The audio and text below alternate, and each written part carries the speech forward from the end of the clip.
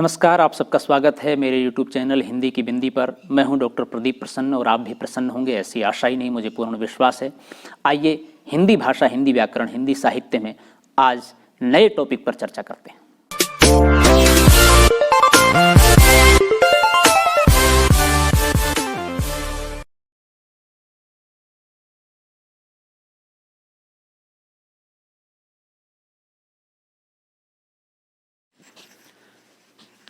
विद्यार्थियों, आज की वीडियो बना रहे हैं राजस्थान के दुर्ग। वीडियो स्टार्ट करने से पहले आप सबसे रिक्वेस्ट है, यदि आपने हिंदी की बिंदी चैनल को अभी तक भी सब्सक्राइब नहीं किया है तो प्लीज़ उसे सब्सक्राइब जरूर करें, बेल आइकन को जरूर दबाएं ताकि कोई वीडियो आप मिस न कर पाएँ। ये वीडियो मुख्य रूप से राजस्थान में होने वाली प्रतियोगी परीक्षाओं के अंतर्गत सामान्य ज्ञान जीके संबंधित जो प्रश्न पूछे जाते हैं उनके लिए लाभान्वित है। विशेष रूप से राजस्थान कॉलेज लेक्चरर के लिए, उसके अलावा आरएएस के लिए, पटवार परीक्षा के लिए, या स्कूल शिक्षक के लिए, या पुलिस कांस्टेबल, लिपिक वगैरह, इन सभी के लिए उपयोगी है। तो आइए शुरू करते हैं आज की वीडियो।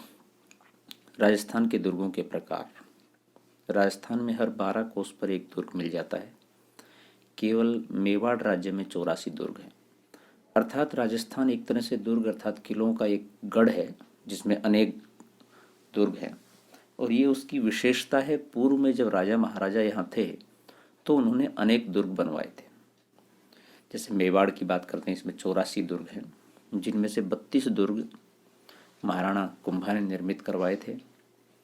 कौटिल्य ने दुर्ग को राज्य की बाहु या हाथ बताते हुए दुर्गों की 4 श्रेणियां बताई हैं। अर्थात एक तरह से दुर्गों का जो उपयोग है, दुर्गों का जो कार्य है, वो उस राज्य को सुरक्षित रखने की जिम्मेदारी है। तो ये 4 श्रेणियां हैं: ओदक दुर्ग, एरण दुर्ग, वन दुर्ग और धानवंत दुर्ग। शुक्र नीति में दुर्गों के 9 भेद बताए गए हैं, जिसमें कौटिल्य द्वारा वर्णित ये 4 भेद भी सम्मिलित हैं, जो निम्न हैं।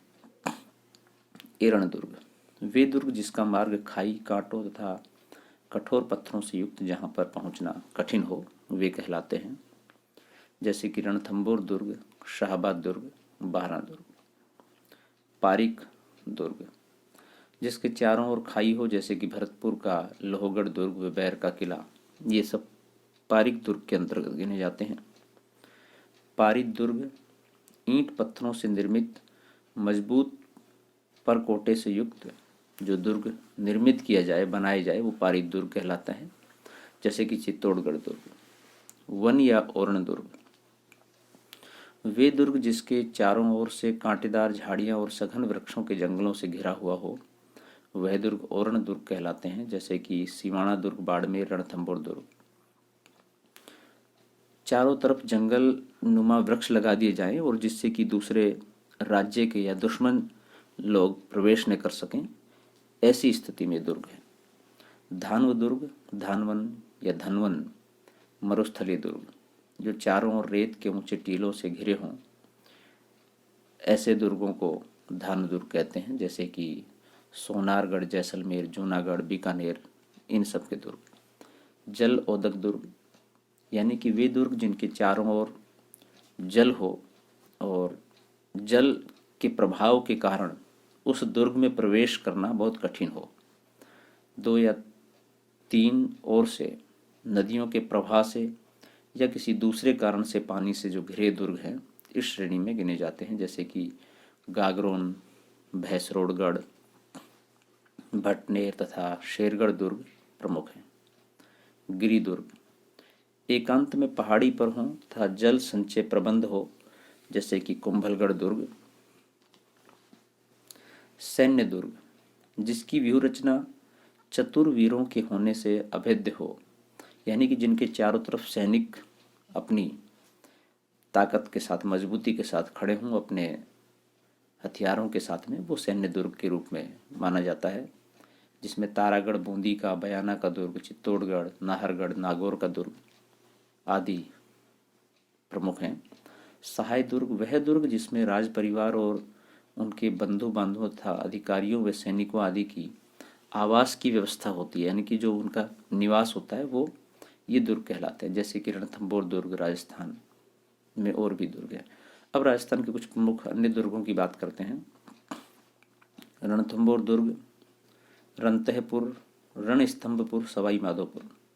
सवाई माधोपुर से लगभग 10 किलोमीटर दूर अरावली श्रृंखला की ऊंची नीची विषम आकृति वाली 7 पहाड़ियों के मध्य स्थित रणथंभौर दुर्ग की स्थिति इतनी विलक्षण है कि यह दुर्ग इसके अत्यंत पास जाने पर दिखाई देता है, अर्थात दूर से पता नहीं लगता है। अबुल फजल ने इस दुर्ग के लिए लिखा है कि यह दुर्ग पहाड़ी प्रदेश के बीच में है, इसीलिए लोग कहते हैं कि अन्य दुर्ग निर्वसन यानी कि नग्न हैं, जिनके ऊपर कोई भी कुछ भी नहीं है, किंतु यह बख्तरबंद है, अर्थात चारों तरफ से पहाड़ी है, वन है, जंगल है, इस तरह से ये ढका हुआ है, कवर्ड है। रणथंभौर नाम रण की घाटी में स्थित नगर अर्थात रण उस पहाड़ी घाटी का नाम है जिसके समीप थंब नामक पहाड़ी पर यह दुर्ग स्थापित है। इतिहासकारों का मानना है कि इस दुर्ग का निर्माण 8वीं शताब्दी के लगभग अजमेर के चौहान शासकों ने करवाया था। 1192 ईस्वी में तराइन के युद्ध में पृथ्वीराज चौहान की पराजय के पश्चात उसका पुत्र गोविंदराज गोरी का सामंत की हैसियत से रणथंभौर का शासक बना और रणथंभौर सल्तनत काल में कुतुबुद्दीन ऐबक, इल्तुतमिश और बलबन आदि सुल्तानों के आधिपत्य में रहा। बाद में चौहानों ने पुनः अधिकार उस पर कर लिया। रणथंभौर दुर्ग तक पहुंचने का मार्ग एक सक्रिय और तंग सक्रिलाकार घाटी से जाता है। ये मार्ग अत्यंत दुर्गम है, इसलिए रणथंभौर दुर्ग को एरण दुर्ग की श्रेणी में रखा जाता है। तो रणथंभौर दुर्ग की ये विशेषता और इसके अलावा कुछ प्रमुख दुर्गों की बात हमने बताई। तो विद्यार्थियों, आज की वीडियो में इतना ही। आशा करते हैं वीडियो आपको पसंद आई होगी, अच्छी लगी होगी। यदि आपके मन में कोई सवाल है, कोई जिज्ञासा है, तो आप कमेंट्स के माध्यम से पूछिए। नेक्स्ट वीडियो में नेक्स्ट टॉपिक के साथ हम फिर मिलते हैं। तब तक के लिए शुक्रिया, नमस्कार। और अंत में आपकी प्रेरणा के लिए यह मुक्तक। सरिता की लहरों में देखो कैसी कलकल होती है, कोयल के गीतों में देखो कैसी कलरव होती है। बरसों पहले बरसी थी हृदय के आंगन में कोई बदली, मगर आज तक मन मंदिर में वो ही हलचल होती है।